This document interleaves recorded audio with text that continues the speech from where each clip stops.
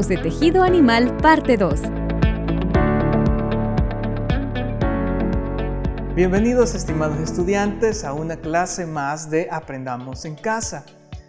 En esta ocasión vamos a hablar sobre tejidos animales, que es una temática que introducimos anteriormente. Si te perdiste la clase, no importa, puedes consultarla nuevamente en el canal de YouTube que aparece en pantalla. Ahora iremos un poco más profundo, pues la historia no termina solo con el tejido epitelial. La vez pasada observamos que este tejido conforma toda la parte superficial de los animales y que además estas células pueden secretar sustancias que generan las faneras. Pero nada más lejos de terminar, todavía nos falta hablar sobre el tejido conectivo, el tejido muscular y el tejido nervioso. ¿Te parece mucho? Pues no hay problema, lo vamos a ver poco a poco. Comenzaremos dando un repaso por la historia, veamos. La histología era ya una ciencia consolidada a principios del siglo XIX. Justamente en 1801, Xavier Bichat introduce el concepto de tejido en la anatomía humana, por lo que se considera padre de la histología moderna. Eso a pesar de que Carl Mayer fue quien acuñó el término histología en 1819. Pero recapitulando, ¿te quejas porque no tienes un microscopio? Pues debes saber que Xavier Bichat fue capaz de describir no uno ni dos, sino 21 tipos distintos de tejidos que componen al ser humano sin utilizar un microscopio, sino con autopsias y experimentos fisiológicos. No conforme con eso, propuso además que los tejidos son un elemento anatómico central del ser humano y que los órganos son colecciones de tejidos. La teoría bichatiana suponía definir las enfermedades en función de los daños tisulares, permitiendo así clasificar y listar los diagnósticos. Fue revolucionaria, pero tardó cerca de 40 años en volverse popular, pues Bichat falleció con apenas 30 años al caer de unas escaleras cuando aún no era reconocido internacionalmente. Mientras Bichat no le importaban mucho las ilustraciones, Jean Cuvier se encargó de ponerlas de moda. Muchos modelos anatómicamente correctos de la actualidad recuerdan sus detalladas publicaciones. La costumbre de esquematizar tejidos para comprenderlos mejor continúa a nuestros días. Durante el resto del siglo XIX y principios del siglo XX, se inventaron la mayoría de técnicas de corte, fijación y tinción conocidas en la actualidad. ¿Recuerdas la doctrina de la neurona? Bueno, el último tejido en describirse completamente fue el nervioso. Esto se lo debemos a Santiago Ramón y Cajal, así como a Camilo Golgi. Ramón y Cajal demostró experimentalmente que la conexión nerviosa era contigua y no continua, así también que las neuronas eran las células especializadas del tejido nervioso. A esto se le llamó la doctrina de la neurona, por lo que además se considera pionero de las neurociencias. Y Golgi fue una persona. Descubrió una gran variedad de estructuras y funciones celulares, como el aparato de Golgi o el reflejo de Golgi y una técnica de tinción llamada reacción negra, por lo cual fue galardonado con el premio Nobel junto a Ramón y Cajal, aunque en realidad había una completa falta de entendimiento entre ambos. Muy bien, acabamos de ver la historia de la histología y cómo ésta se fue desarrollando con un conjunto de mentes brillantes detrás de ello. Pues bien, hablando precisamente de mentes y de tejidos, vamos a hacer un pequeño experimento muy sencillo que nos va a permitir entender cómo funciona este tipo de tejidos. Lo primero que vamos a necesitar son los materiales que tenemos en la mesa. Vamos a hacer un pequeño circuito que he preparado y el primer paso será ver si el circuito funciona. Para ello vamos a tomar los contactos y vemos que el foco LED que tenemos enfrente ha encendido. El circuito funciona correctamente. Ahora vamos a tratar de interrumpir el paso de corriente con un conductor distinto. En este caso tengo dos vasos con agua desmineralizada que puedes conseguir en las gasolineras. El agua desmineralizada la vamos a tratar de utilizar como conductor al introducir los dos elementos aquí. Verás que prácticamente no se conduce la electricidad porque esta agua no posee cargas disueltas en ella. Muy bien, pero ¿qué sucede si nosotros agregamos un poco de sal a uno de ellos?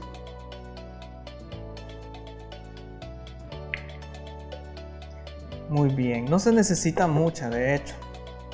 Ahora que ya la tenemos, vamos a volver a hacer el experimento, a probar si ahora conduce la electricidad. Y ves que fácilmente ni siquiera la he agitado y la electricidad fluye prácticamente igual que antes. Perfecto. Entonces acabamos de evidenciar de que en el vaso que solo tiene agua desmineralizada, en este caso, la electricidad es difícil que fluya, mientras que en el otro vaso que tiene la sal va a fluir de una manera mucho más eficiente. Perfecto, nos quedamos con esa idea. Entonces, ahora lo que haremos es que vamos a introducir un poco de esta solución con sal en una bolsa. Esta es una bolsa plástica, casi que una bolsa cualquiera.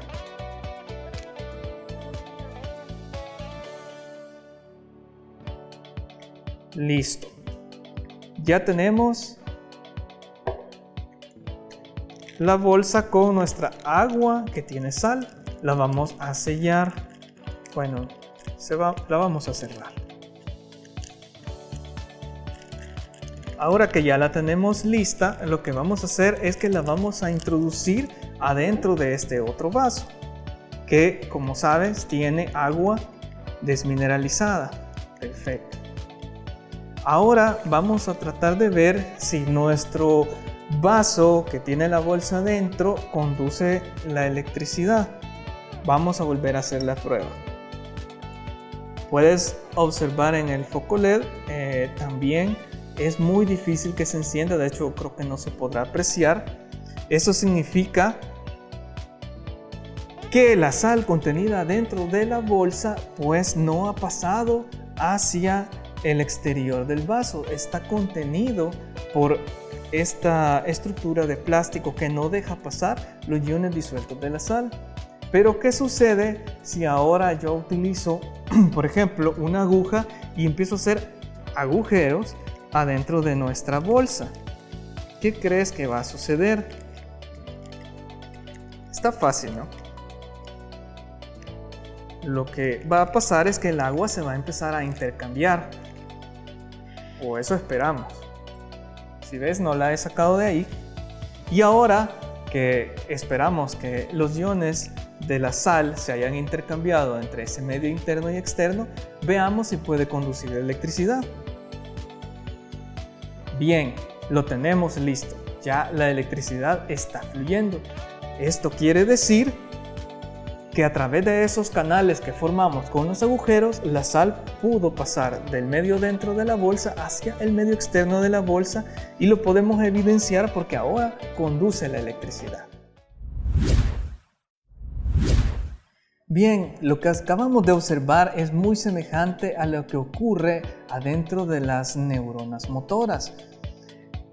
Lo que ocurre básicamente es que la bolsa hace un símil con las membranas celulares de baja permeabilidad, como estas que podemos observar aquí en este modelo de neurona. Imaginemos por un momento que la bolsa fuera capaz de hacer transmitir solo ciertas cargas de afuera hacia adentro, o viceversa. Esto es más o menos como que si cuando le abrimos los agujeros, la bolsa hubiera sido capaz de pasar solo la carga positiva o solo la carga negativa, como ella decidiera hacerlo. Pues precisamente eso es lo que hacen las neuronas motoras. Básicamente, lo que va a pasar es que esta cantidad de mitocondrias que tiene adentro una neurona permite que ésta, utilizando energía, cambie las cargas internas de la célula hacia el exterior. Ese cambio de polaridad es lo que produce un impulso eléctrico. Este impulso eléctrico se transmite hacia normalmente lo que sería un músculo. Si nosotros observamos más de cerca este tejido nervioso, Las células poseen una envoltura que se llama vaina de mielina que recubre esta estructura para que el impulso se mantenga dentro de esta estructura llamada axón. Así, una neurona no interfiere con el impulso de la otra y puede transmitir esta depolarización desde el punto inicial hasta el punto final y viceversa. Como ustedes saben, estas sustancias que son lipídicas conducen muy débilmente la electricidad. Nuevamente es similar al experimento que estamos haciendo.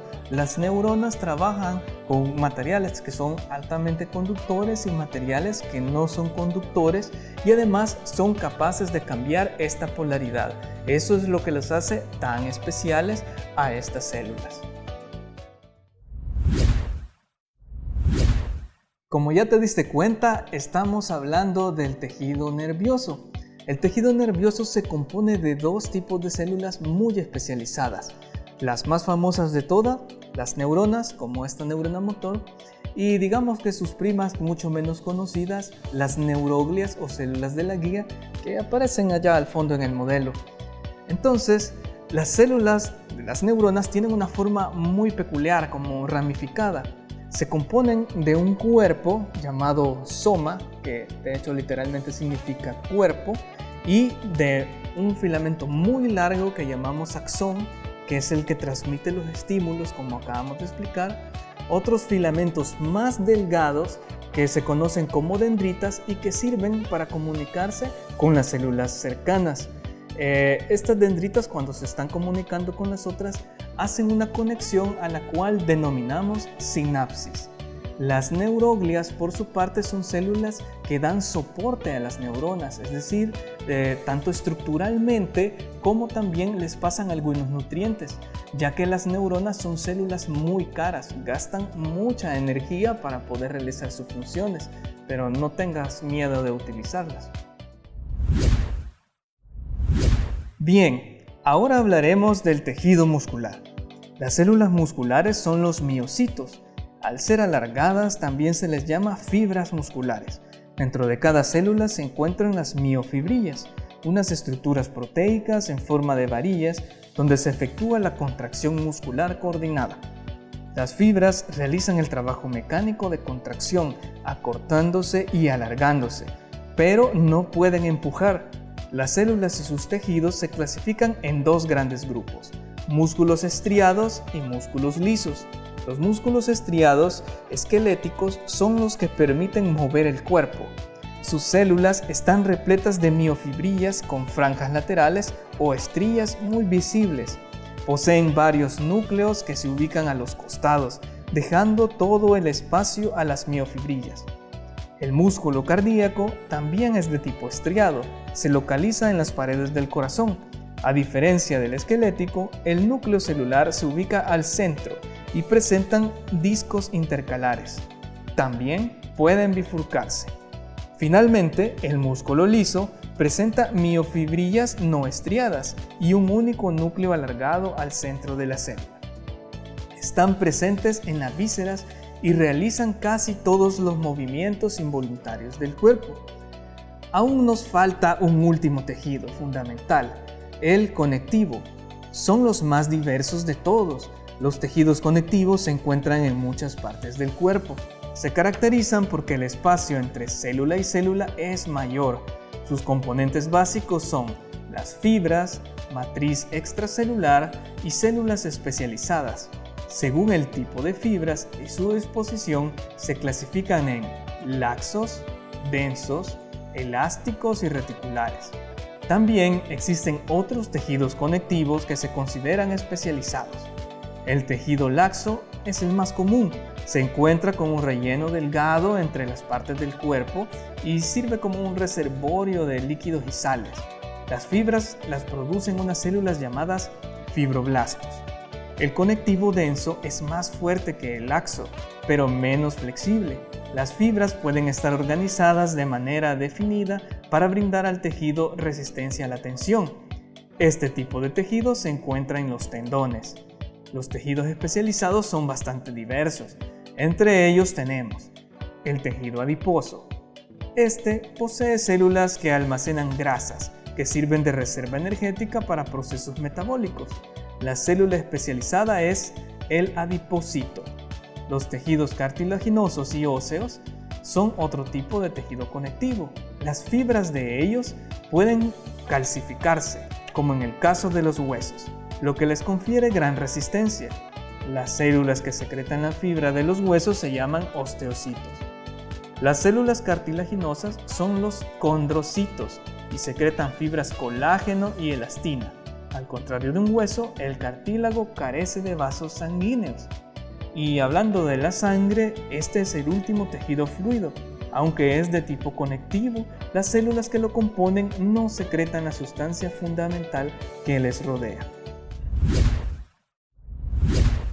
Bueno, lamentablemente hemos llegado al final. Espero que te haya gustado, pero sobre todo que hayas aprendido.